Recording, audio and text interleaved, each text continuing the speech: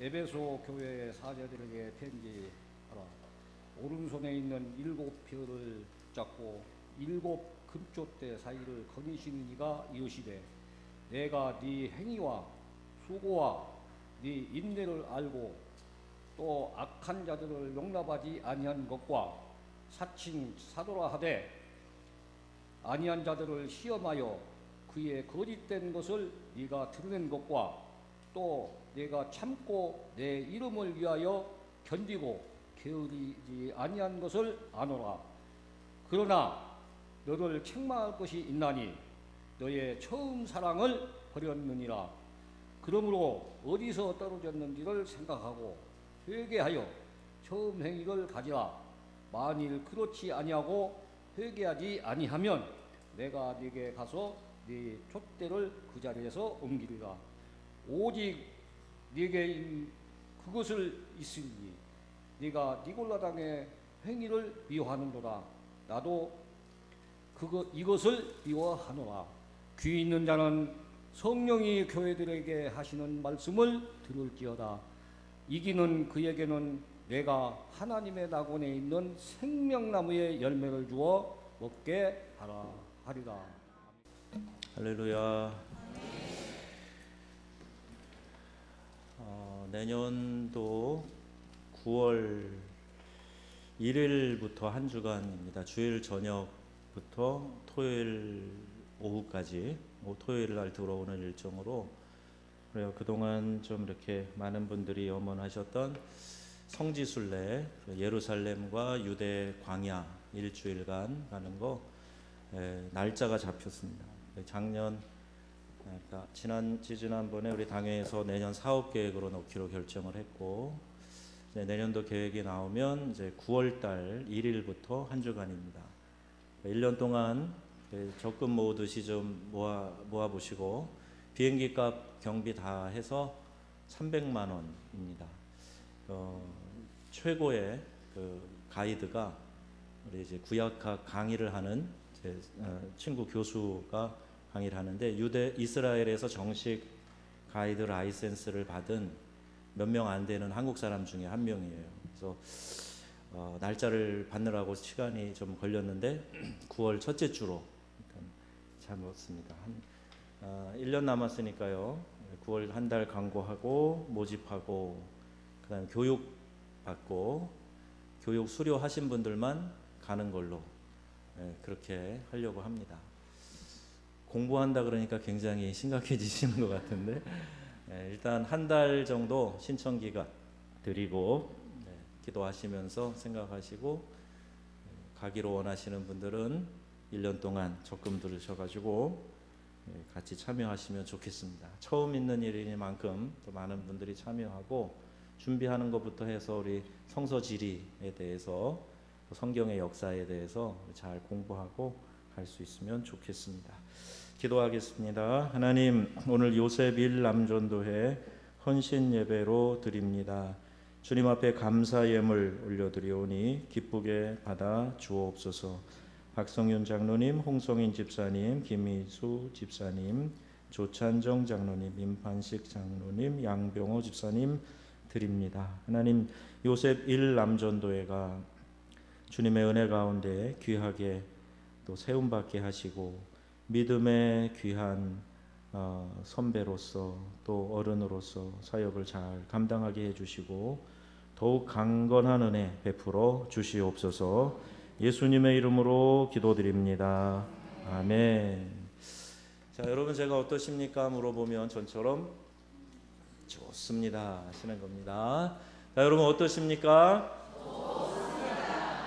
안 좋은 것 같습니다. 그 정도 가지고 별로 좋아 보이지 않습니다. 자, 여러분 어떠세요? 좋습니다. 예, 선포하셔야 돼요. 자꾸 좋습니다. 잘 되고 있습니다. 더 좋아질 것입니다. 건강합니다. 하나님이 더 힘을 주실 겁니다. 선포하셔서 강건한 삶을 살아가시기를 바랍니다. 우리의 인생은요, 행복한 인생이 하나님 앞에서 보장되어져 있습니다. 우리는 행복한 삶을 살 수 있고 또 살아가야 합니다. 여러분 행복하길 원하시죠? 행복한 삶, 이것이 삶의 목표는 아닐지라도 행복한 삶을 살도록 하나님이 보장해 주셨으니 우리가 그 길을 가야 됩니다. 그렇게 살아가는 것을 하나님이 기뻐하십니다. 자, 그러면 우리가 어떻게 하면 행복한 삶을 살아갈 수 있을까? 성경은 우리에게 가르쳐 주고 계세요. 사랑하면 행복하다는 거예요. 한번 따라서 큰 소리로 따라서 한번 해보시겠습니다. 사랑하면 행복합니다. 네, 참 잘하셨습니다. 옆에 있는 분들에게도 가르쳐 주세요. 쳐다보시면서 사랑하면 행복합니다. 사랑하면 행복합니다. 네.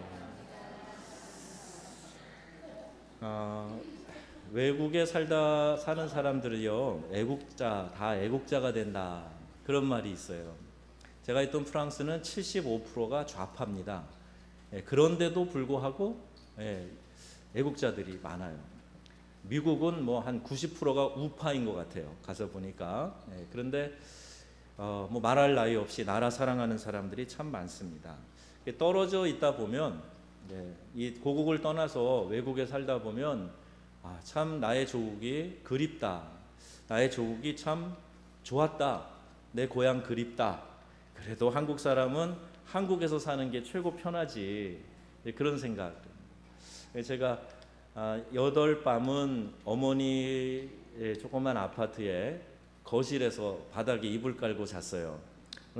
잠자리가 원래 불편할 수도 있지만 새벽에 일어나서 냉찜질하는 얼음을 갈아드려야 되기 때문에 어차피 새벽에 일어나야만 했습니다. 그런데 시차 때문에 아예 2시 반이면 정확히 깨는 거예요.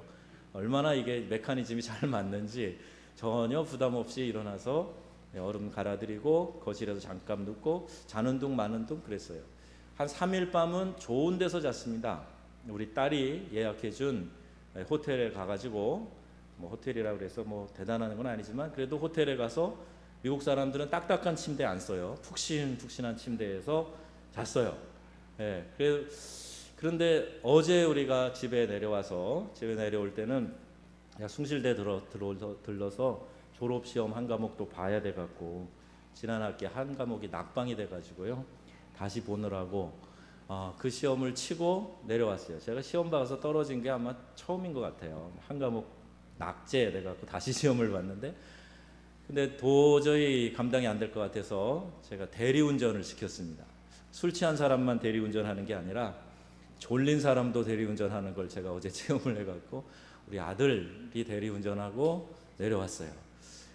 저보다 더 빨리 달려가지고 그래도 12시 전에 들어와가지고 집에서 자는데 3시간 잤는데 너무 잘 잤어요. 그래서 역시 오늘 아침에 제 아내랑 한 말이 있습니다. 침대는 내 침대가 제일 좋다. 그래서 내 침대에서 자는 게 최고 좋다는 거예요. 아프리카의 한 형제가 우리 이제 교회 제자인데 지혜로운 말을 하더라고요. 엔지니어예요, 이 친구가. 그래서 제가 신학교 강의하고 또 두알라라는 지역에서 목회하고 선교사 현지 교역자들 훈련시키고 이런 사역을 할 때 여기저기 다니면서 하니까 이 친구가 하는 얘기가, 선교사님 집은 뭐 여기저기서 주무시니까 그래도 선교사님 침대가 있는 곳이 선교사님 집이지요, 그러더라고요. 제가 그때 알았어요. 참 지혜구나. 내 침대 있는 곳이 제일 편하고 제일 좋다. 그래서 외국에 가서 사업상으로 성공한 사람들 많이 있고요. 또 그래도 좀 괜찮게 잘 적응해서 산다 그래도 항상 고국을 그리워해요. 고국을 그리워하고, 그래서 나라 사랑하는 마음들이 우리 교포들 가운데 많이 있습니다. 750만 우리 교포들이 해외에 사는데 대부분 다 나라에 대한 염려도 많고 나라 사랑하는 마음이 많더라는 것을 보게 됐어요. 떨어져 있으면 소중함을 압니다. 얼마나 사랑하는지 떨어져 있어 보면 알아요. 뜨겁게 연애하던 연인들이 우리 사랑을 좀 시험해 볼까? 잠깐 떨어져 있어 보면 내가 정말 사랑하는지 아닌지 느끼고 다시 열렬히 사랑할 수 있도록 불이 붙는다, 그런 얘기도 있어요. 제 아내는 제가 멀리 출근하는 게 꿈입니다. 아프리카에서부터 계속 사택에 같이 있다 보니까 교회가 집이고 직장이 집이고 뭐 그래가지고 한번 멀리 출장 보내는 게 꿈이에요. 근데 요번에 제가 휴가를 좀 멀리 갔다 보니까 멀리 가서 그런지 더 교인들 생각이 많이 나더라고요. 거의 날마다 생각했습니다. 여러분은 아닌 것 같아요. 지금 표정을 보니까 왜 그러셨어요? 휴가인데 그런 표정이에요. 여러분 생각 전혀 안 나셨죠? 네. 뭐 옆구리 찔러서 절 받는 것 같은데 저는 생각이 거의 매일 났습니다. 교회 예배는 잘 드리고 계시는가, 새벽 기도는 잘 나오고 계시는가, 그리고 여러 가지로 궁금한 게 많이 있었어요. 생각하게 하는데 우리 부목사님은 또 조금 과묵한 성격이라 얘기를 잘 안 해요. 제가 물어볼 때까지는 안 알려줍니다. 그래서 궁금한 거 몇 개 물어보면 교인들이 잘 모이고 있어요. 새벽에도 열심히 나오고 있어요. 지난 주일날 우리 선교사님 설교 잘 해주셔서 은혜들 많이 받았어요. 이런 얘기 좀 들었습니다. 맞습니까? 네. 그래서 저도 늘 생각하면서 기도했는데 멀리 가니까 교인들 생각이 더 많이 났던 것 같아요. 여러분, 행복의 크기는 사랑의 크기와 밀접한 관계가 있다. 이런 이야기가 있어요. 그러니까 내가 행복하려면, 많이 행복하려면 뭘 많이 해야 돼요? 사랑을 많이 해야 됩니다. 사랑이 풍성하면 그만큼 행복한 거예요. 근데 사랑이 없고 내 마음에 불평과 짜증이 가득하고 그러면 그만큼 불행한 거예요. 그래서 저는 우리 성도님들이 다 행복한 삶을 살아가시기를 원합니다. 그래서 제가 말씀드리는 거예요. 사랑이 많으면 행복이 크다는 거예요. 사랑하면 행복해진다. 이 이야기가 성경에서 우리에게 가르쳐 주는 것이고, 우리가 이러한 삶을 살아가게 될 때 우리 인생이 참 기쁘다, 행복하다, 이런 걸 느끼게 되는 거예요. 뭘 많이 가지고 있어서 행복한 게 아니더라고요. 그렇죠? 예. 진짜 행복한 거는 서로 사랑하고 그 사랑의 격려를 서로 나누고, 내가 사랑하는 사람이 있구나, 내가 사랑받고 있구나, 이 두 가지를 통해서 행복을 느끼는 거예요. 저희가 5남매 중에 셋이 미국에 있고 둘이 한국에 있어요. 근데 셋이, 저희 누님이 이민 간 지는 오래됐습니다. 35년 뭐 이렇게 됐어요. 오래됐는데 이제 자주 못 보죠. 제가 어렸을 때 이민들 가셨고 중학교 1, 2학년 뭐 이럴 때 가고, 그래서 뭐 자주 못 만났어요. 아버지 돌아가셨을 때 잠깐 나오고, 제가 미국에 잠깐 갔을 때 보고. 근데 제 아내는 한 12년 동안 형제들을 못 만난 거죠. 저는 한 7년 됐어요. 미국에 제가 한번 뉴저지 초대교회라는 곳에 설교하러 갔을 때, 그때 잠깐 일부러 비행기를 돌려가게 해가지고 워싱턴에 가서 어머니 형제들 만나고, 그러니까 7년 됐더라고요. 그래서 점점 시간이 지나면 지날수록 형제들이라 그래도 자주 안 만나니까 늘 보는 여러분들보다도 신경이 안 쓰이는 거예요. 이래서는 안 되겠다. 그래서 어머니 아프신 핑계도 있지만 형제들도 만나야 되겠다. 이제 그런 마음이 들어서 갔는데 처음에는 참 어색해요. 얼굴을 대면하고 이렇게 이야기하려니까 좀 어색하더라고요. 이제 며칠 지나자마자 금방 우리가 형제구나, 예, 우리가 남이가, 이런 마음이 들고 같이 그냥 있기만 해도 좋고, 그래서 무리해서 갔지만 참 잘 왔다, 이런 이야기를 듣고 왔어요. 어머니도 빨리 회복되시고 여러분의 기도 덕분이라고 믿습니다. 사랑하면서 교제하면서 사는 것이 이렇게 행복하다 하는 것을 제가 경험을 했어요. 사람은 누군가를, 또 무엇인가를 사랑하려는 본능이 있습니다. 왜? 사랑이 본질이신 하나님이 우리를 만드셨기 때문에 사랑의 본능이 우리한테 있어요. 그래서 바른 사랑을 하는 사람도 있고 또 잘못된 사랑을 하는 사람도 있습니다. 무엇이든지 혹은 누구든지 사랑하도록 되어 있는데, 잘못된 사랑을 하는 것, 불륜의 사랑을 하는 것, 또 좋지 않은 것을 사랑하는 것, 먹어서 해가 되는 것을 사랑하는 것, 해서 중독이 되고 좋지 않은 것들에 빠져 있는 것, 이건 분명히 잘못된 사랑이죠. 예, 그런데 이것도 역시 사랑의 일종이라는 거예요.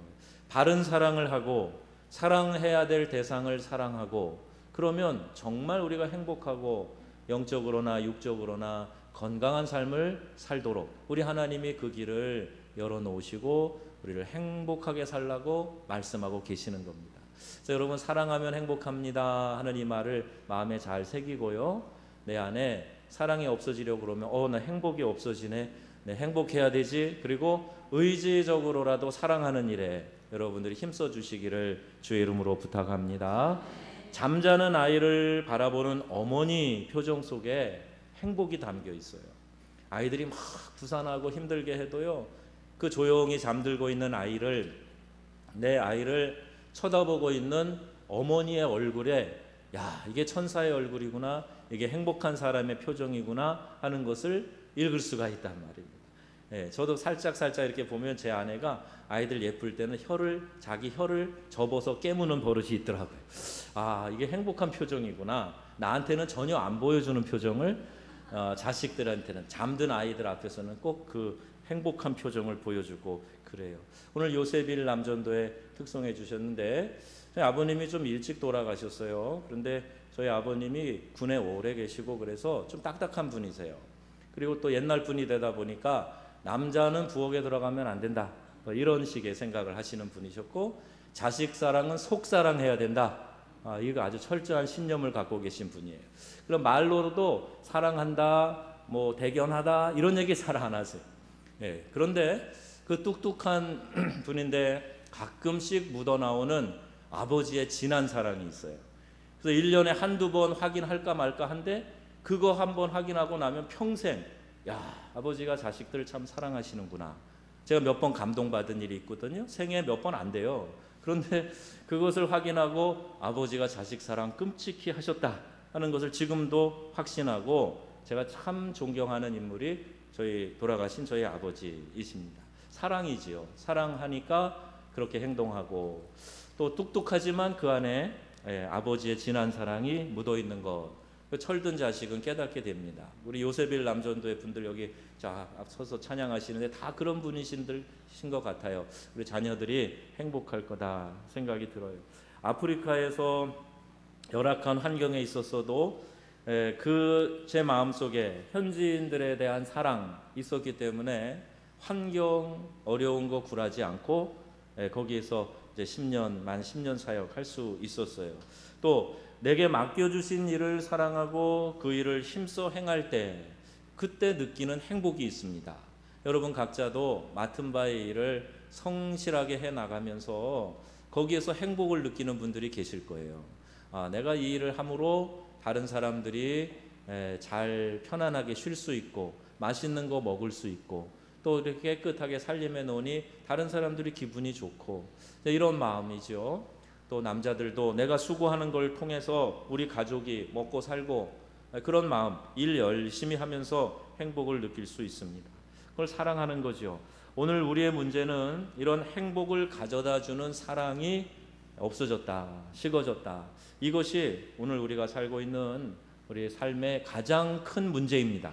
다른 게 문제가 아니에요. 북한의 핵 위협이 문제가 아닙니다. 여러분, 세계 정세가 어떻게 돌아가는가, 이게 큰 문제가 아니에요. 다른 사람, 내 주변의 일들이 문제가 아니에요. 내가 그만큼 사랑을 잃어버렸기 때문에 그게 문제가 되는 겁니다. 오늘 본문의 4절에 보면, 그러나 너를 책망할 것이 있나니 너희 처음 사랑을 버렸느니라 그랬어요.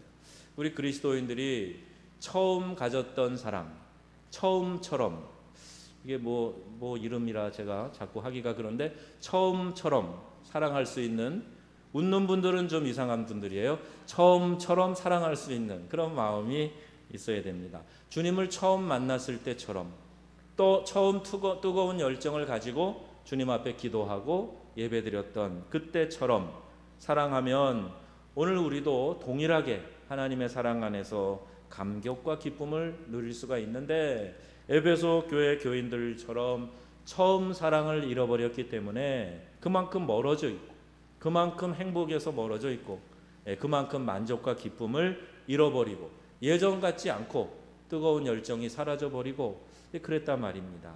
에베소 교회 교인들이 꼭 요새 우리 현대인들이 믿는 그런 믿음의 모양과 많이 흡사하다. 그래서 우리가 이 교훈을 잘 듣고 철저하게 우리 스스로가 경계하고, 어디다 처음 사랑을 잃어버렸을까 하는 걸 생각해야 돼요. 여러분, 사랑이 나에게 있는가 없는가 이걸 한번 점검해 볼 필요도 있지요. 사랑이 있었을 때는 열심히 있었을 거예요. 열심히 있으면, 이 마음이 뜨거우면 일을 해도 힘들다 하는 소리보다 기쁘게 했다, 힘들었지만 그래도 힘든 줄 몰랐다, 이런 이야기를 더 많이 하게 됩니다. 아유, 힘들어 죽겠어, 그거 괜히 했어. 그러면 열정적으로 한 게 아니에요. 열심히 하면은요 힘든 줄 모릅니다. 할머니가 아이를 이렇게 업고 있어요. 아이를 보는데 하루 종일 아이를 봅니다. 근데 그 아이의 무게가 얼마나 무거운지 아세요? 같은 무게의 배낭을 메고 할머니 보고 하루 종일 있어라 그러면 하루 종일이 뭡니까? 몇 시간도 어려워요. 그런데 이 손주는 사랑하거든요. 이쁘거든요. 그러니까 무거워, 돌덩이같이 무거워도 얘를 메고 하루 종일도 있을 수 있는 거예요. 예쁘니까, 사랑하니까. 그래서 열심히 있으면 똑같은 일을 해도 덜 힘들어요. 자꾸 힘들어 죽겠다, 네, 힘들다 그러면 육체가 약해진 것도 있지만 그거보다 더 큰 원인은 열심이 없어서 그만큼 더 힘들다는 거예요. 연애할 때를 기억해 보세요. 사랑하는 사람과 이제 같이 걸으면서 이야기를 합니다. 몇 킬로 걸어요? 그냥 걸어요. 계속 걸어요. 나 몇 킬로 걸었나 세지도 않아요. 그냥 걸어요. 다리가 아파요? 안 아파요. 그냥 걸어요. 네, 고3이 고개를 그렇게 격렬하게 끄덕거리면 안 힘들어요. 같이 걸어도 안 힘들어요. 사랑하는 사람의 짐을 다 지어주고 걸어도 안 힘들어요. 열심히 있으면 힘들지 않습니다. 또 사랑이 있었을 때는 관심이 있었을 거예요. 사랑하면 관심이 생깁니다. 이웃에 대해서, 교회 일에 대해서, 지역사회에 대해서, 영혼 구원에 대해서 관심이 생겨요. 저 영혼은 구원 받았을까? 저 영혼은 천국 갈 수 있을까? 관심이 생기는 거예요. 사랑하면 교회에 내가 구석구석 손댈 데는 없는가 생각해 보는 거예요. 아침에 광고하면서 의자 줄이 삐뚤삐뚤 해가지고 참 정신 산란하다 그랬는데 아무도 줄을 안 맞춰 놓으셨는데 오늘 가기 전에는 좀 줄을 맞춰 놓으시면 좋겠어요. 눈에 보이는 거예요. 어디를 좀 청소할까? 어디에 내가 손을 좀 보탤까? 그런 마음이 드는 거예요. 관심이 있다는 건 사랑한다는 이야기입니다. 또 사랑이 있을 때 희생하게 됩니다. 나를 희생하고도 기뻐하는 거예요. 부모의 사랑을 보세요. 희생하고도 기뻐합니다. 자식이 내가 해줄 수만 있으면 자식에게 다 해주고 싶어요. 그렇게 하고도 기뻐합니다. 요 녀석이 내 걸 뺏어가네, 고약한 놈, 이런 생각 하나도 안 들어요. 줄 수만 있으면 다 주고 싶어요. 헌신하는 거예요. 이게 다 사랑 때문에 그렇죠. 희생합니다. 내가 헌신해 놓고도 헌신해 놓고도 작은 것 해 놓고도 그것 때문에 힘들어하고 또 다시 하나 봐라 이런 마음이 들고 그러면 이 사랑에 문제가 있다. 또 사랑하면 나눔이 있었을 겁니다. 사랑하면 내 것을 줘도 기뻐요. 받을 것을 생각하지 않습니다. 사랑하면요 식사 대접도 하고 같이 어울리기도 하고 그렇게 교제하면서 지내는 거예요. 밥값 내고 술값 내도 아깝지 않아요? 교제하고 사랑할 때 그런 마음이 듭니다. 에베소 교회는 어떤 교회였는가? 내 행위와 수고와 내 인내를 알고 그랬어요. 이 이야기는요 지금 성령께서 교회에게 하시는 말씀인데 너희들의 행위와 수고와 인내를 내가 안다. 이게 무슨 얘기예요? 칭찬하는 거 아닙니까? 그만한 칭찬받을 만한 일을 한 교회였다는 거예요. 수고하고 인내하는 교회였다는 겁니다. 가볍고 경솔한 교회가 아니에요. 그냥 많은 교회 중에 하나, 그게 아니에요. 하나님이 사랑하는 교회, 진지한 신앙인들이 모인 교회, 선한 일을 많이 한 교회였음을 알 수가 있어요. 내 행위와 수고와 내 인내를 안다 그랬어요. 그리고 구체적으로 그들의 수고 가운데 뭘 하나 말씀하고 있는가? 자칭 사도라 하되 아닌 자들을 시험하여 그의 거짓된 것을 드러냈다 그랬어요. 교회 안에 슬그머니 파고 들어온 이단 사설에 대해서 또 자칭 사도라고 하면서 거짓된 것을 가르치는 사람에 대해서 경계하고 그 거짓된 것을 드러나게 했다는 거예요. 진리에 입각한 교회죠. 거짓을 용납하지 않고 밝혀내고 진리에 서려고 했던 교회. 거짓 사도의 사탕 발림에 넘어가 그의 편에 서지 않았던 성도들입니다. 여러분, 사기꾼들이 말 잘하듯이 이단들도 우리를 속여서 넘어뜨리는 호리는 특별한 기술이 있어요. 그런데 이들은 스스로 경계해서 넘어가지 않았, 그 편에 서지 않았다는 거예요. 그러니 얼마나 칭찬받을 만한 잘한 일을 한 겁니까? 그 당시 자칭 사도처럼 오늘날도 영적인 질서를 흐리게 하는 이들이 많습니다. 자기 착각에 빠져 사는 사람들이 있어요. 학력도 위조하고 가짜가 판을 치고 기독교계에 많이 있습니다. 잘못된 신앙과 신학으로 이단에 빠져서 사는 사람들, 그래서 나뿐만 아니라 다른 사람들에게도 영향을 끼치는 이들을 가려냈다 하는 것은 위험을 불사하고 욕을 먹을 각오를 하고 정의를 실현하기 위해 사명감에 불타야 할 수 있는 일이에요. 에베소 교인들이 그렇게 했다는 겁니다. 그래서 그 수고와 인내를 내가 안다. 또 니골라 당의 행위를 미워하는도다. 나도 이것을 미워하노라. 아니, 성령님이 하나님이신데 나도 미워하노라. 여러분 들리십니까? 교회를 어지럽히는 니골라 당의 이단적 행위에 대해서 하나님이 나도 미워하노라 이렇게 말씀하고 계시는 거예요. 여기 니골라 당은 에베소, 버가모, 또 두아리아에 만연했던 이단입니다. 성도들이 율법에 얽매일 필요가 없다 하면서 방종과 음행을 일삼았어요. 마치 어거스틴 시절의 마니교처럼, 또 요새 구원파도 그래요. 한번 거듭난 사람은 회개할 필요 없다, 이런 식으로 이상한 교리를 가르치는데 니골라 당이 그랬어요. 그래서 방종과 오히려 음행을 일삼는 일을 꾀하는 그런 쪽으로 사람들을 이끌어가는 거예요. 성령은 이 불의를 행하는 이단에 대한 미움을 공감해 주셨어요. 이 에베소 교회가 니골라 당의 행위를 미워하고 그들을 징계하고 축출하고 할 때에 성령께서 나도 미워한다 말씀하시고 에베소 교인들이 잘했다라고 칭찬하시는 겁니다. 그런데 3절에 또한 이들은 참고 주의 이름을 위해 견디고 게으르지 아니했다 그랬어요. 이건 성실과 인내, 좋은 모범 아니겠습니까? 게으르지 않았다, 참았다, 주님의 이름을 위해 잘 견뎠다. 성실한 사람이에요. 성실한 교회입니다. 인내의 좋은 모범을 보이고 있습니다. 그런데 왜 이들이 처음 사랑을 버리게 되었을까?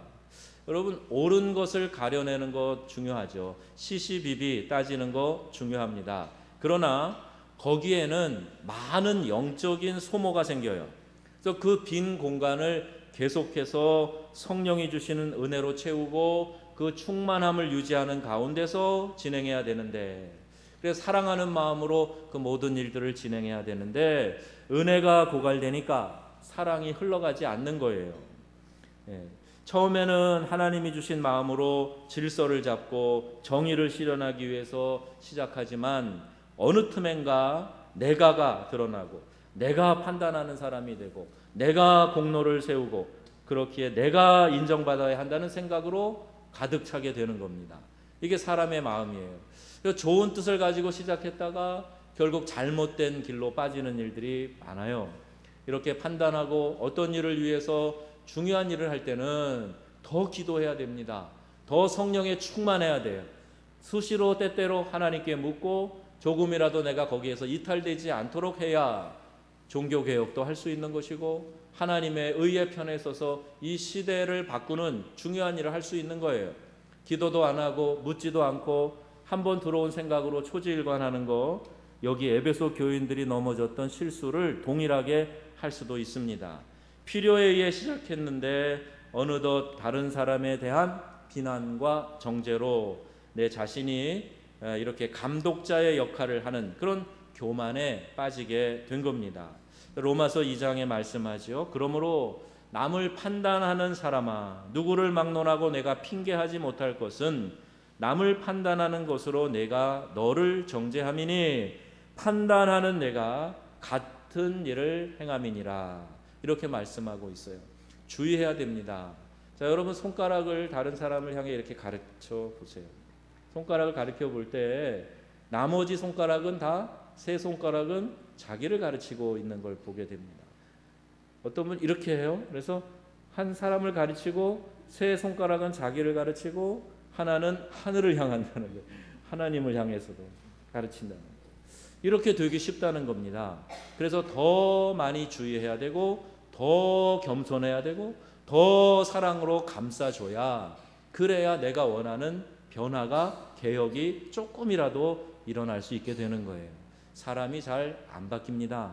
아무리 좋은 의지로 좋은 뜻으로 해도 사람을 바꾸는 것은 사람이 할 수 있는 일이 아니다 하는 것을 점점 더 깨닫게 돼요. 하나님이 하시는 일이에요. 그러니까 하나님께 기도하고 하나님을 의지하지 않으면 좋은 뜻을 갖고 있어도 그것은 오히려 정죄하고 판단하고 비난하는 수준에서 끝나고 말 수 있다는 겁니다. 그래서 우리의 판단은 하나님의 뜻을 넘어서는 것이 되어서는 안 됩니다. 공의와 사랑에 대해 온전히 충돌 없이 가지실 수 있는 분은 하나님 한 분뿐이에요. 그렇기 때문에 그 어느 쪽으로 치우쳐서 하나님의 뜻이 훼손되거나 가리워져서는 안 됩니다.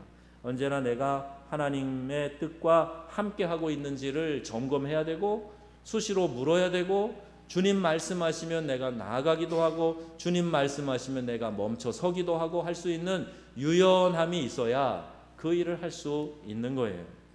여러분, 우리 안에 사랑이 회복돼야 됩니다. 모든 것을 사랑하는 마음으로 하지 않으면 그르칠 수 있기 때문에, 내가 넘어질 수 있기 때문에, 다른 사람에겐 더 상처가 될 수 있기 때문에 우리가 사랑을 회복하고 이 사랑이 어디서 떨어졌는지 생각하고 회개하여 처음 행위를 가지라. 만일 그렇지 아니하고 회개하지 아니하면 내가 내게서 내 촛대를 그 자리에서 옮기리라. 이렇게 준엄한 책망의 말씀을 하고 있습니다. 사랑을 어디서 잃어버렸는가, 어디에 떨어뜨렸는가, 왜 그렇게 되었는가, 그걸 생각해보고 그 자리로 돌아가서 다시 처음 사랑을 회복해라. 그렇지 않으면 너에게 주어진 촛대를 옮기겠다는 거예요. 이 촛대는 축복의 권한입니다. 영적인 장자 역할을 감당하는 거예요. 하나님이 주신 기회이기도 합니다. 이 촛대가 옮겨지면 별거 아니에요. 우리 한국교회가 이렇게 급성장하고 큰 축복 가운데 세계가 부러워하는 놀라운 역사를 이룬 건 하나님의 촛대가 오늘 이 민족 가운데 있었기 때문입니다. 여러분, 이게 옮겨지도록 해서는 안 돼요.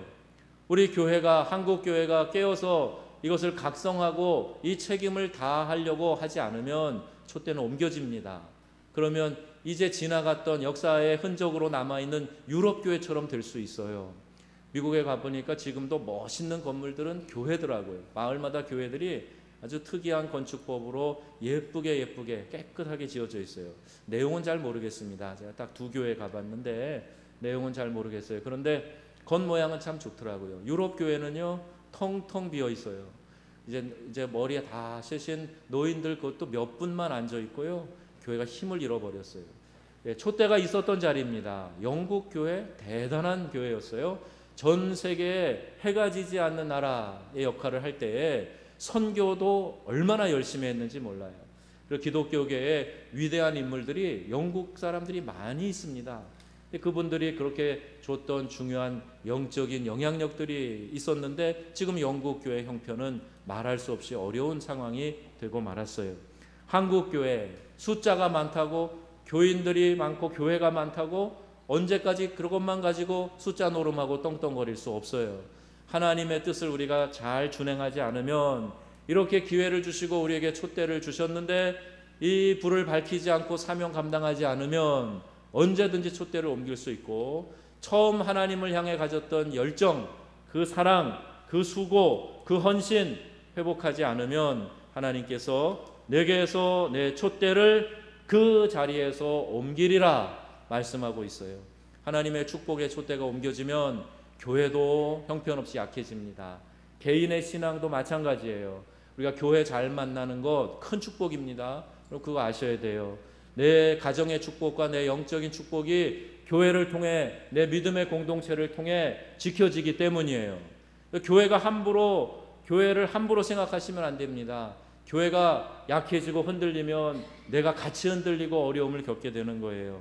우리가 어디에서 처음 사랑을 잃어버렸는가 잘 생각해서 처음 가졌던 사랑, 즉 열심과 관심과 희생과 나눔이 어디 떨어졌는지 잘 생각해 봐야 됩니다. 왜 그렇게 되었나 생각하고 회개하고 돌이켜야 돼요.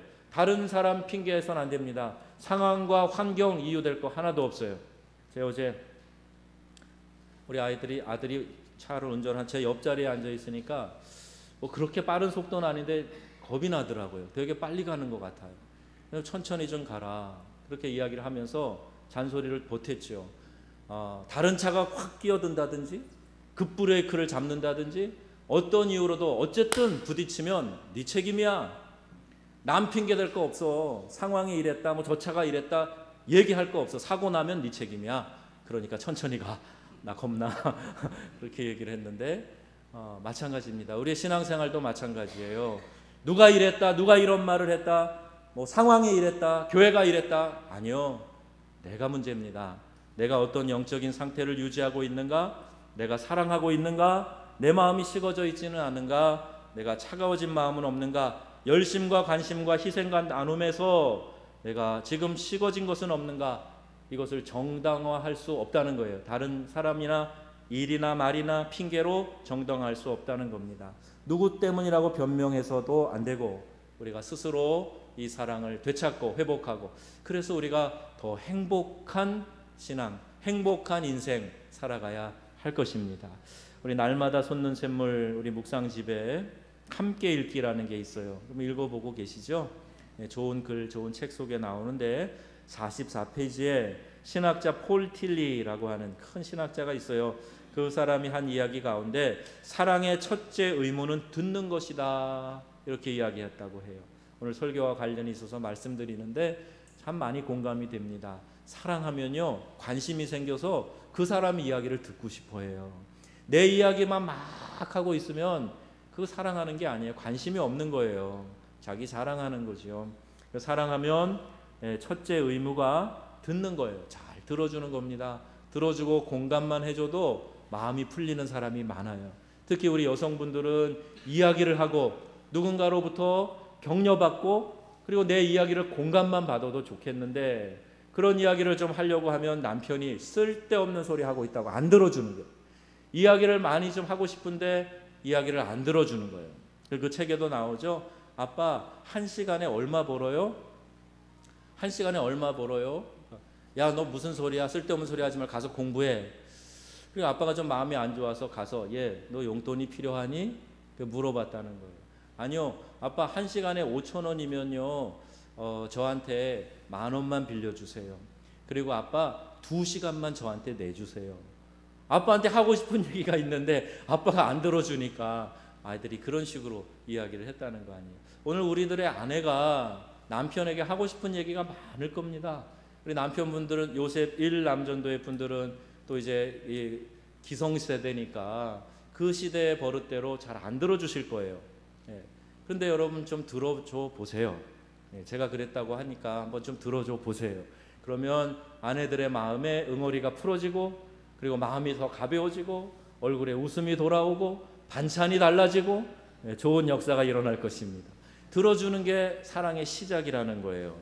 아내, 남편, 이웃 사랑하면서 먼저 그의 말을 들어주라. 그의 입장이 되어서 생각해 보라는 거예요. 입장이 된다. 그래서 서양 격언에 그 사람의 신발을 신어보지 않고는 그 사람의 상황에 대해 이야기하지 말아라 그랬어요. understand, 이해라는 영어 단어는 그 밑에 가서 서보는 겁니다. 그 입장이 돼보는 거예요. 목사의 입장이 되어보세요. 장로님들의 입장이 한번 되어보세요. 교회 중직자의 입장이 되어보세요. 그러면 더 많은 이해가 생길 겁니다. 입장은 되어보지 않고 나는 옆에서 비껴보는 입장이 되어서 이야기하는 거 틀릴 가능성이 많아요. 헨리 나우엔도 위대한 영성신학자입니다. 그가 삶도 아름다운 삶을 살았던 것으로 유명한데 예수님은 온 몸이 귀였다 이렇게 말씀했어요. 예수님은 말없이 우리의 모든 이야기를 들어주셨다. 이제 그런 의미예요. 여러분 우리도 이 마음을 배워야 됩니다. 사랑하면 관심이 생기고 관심이 있으면 들어주게 되어 있어요. 그 사람과 심파시 공감하는 마음이 생겨요. 그 사람의 감정과 내가 동화되어 보는 거예요. 아, 이런 입장이었구나. 이런 생각이었겠구나.